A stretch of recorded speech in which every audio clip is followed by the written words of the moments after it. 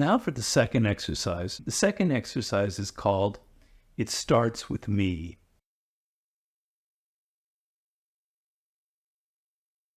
What I want you to do in those 5 minutes that I mentioned before is I want you to think back, preferably to something very recently, like the day before or even that very day, where you had some kind of interaction with a person and somebody that you know well or that's a colleague, etc. And that interaction created an emotional response in you.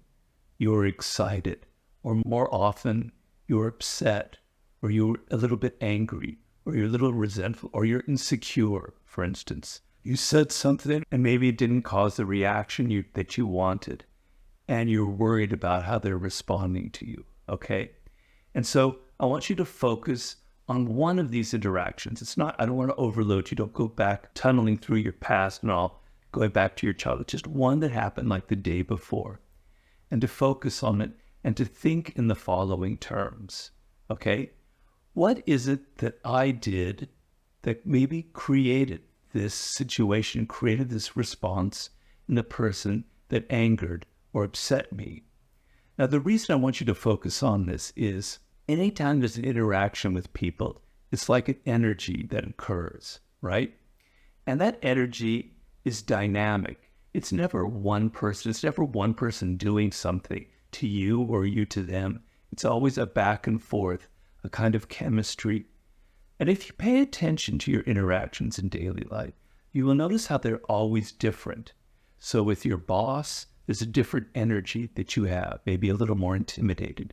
With your spouse or your partner, obviously it's going to be very different energy. With your child, your son, or your pets, it's a different energy. Every single person causes a different kind of chemical reaction in you, right?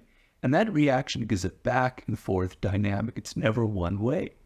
So I want you to think of what is it that I did that might have contributed to this kind of tenseness or this excitement or whatever it is, and to think of the part that you played in creating it. So for instance, you know this experience in your life, that if you go up to somebody in a party and you feel insecure about it, or they come up to you and there's a feeling of insecurity, the insecurity kind of goes back and forth and it creates this dynamic where you both start to feel awkward.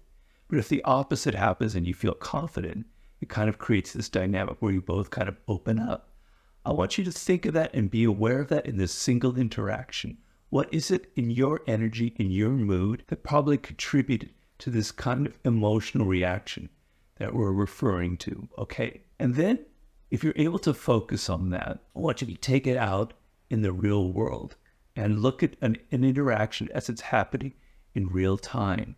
And you'll see that sometimes the way you are, the way you present yourself, the way you feel has an impact on the way the other person reacts.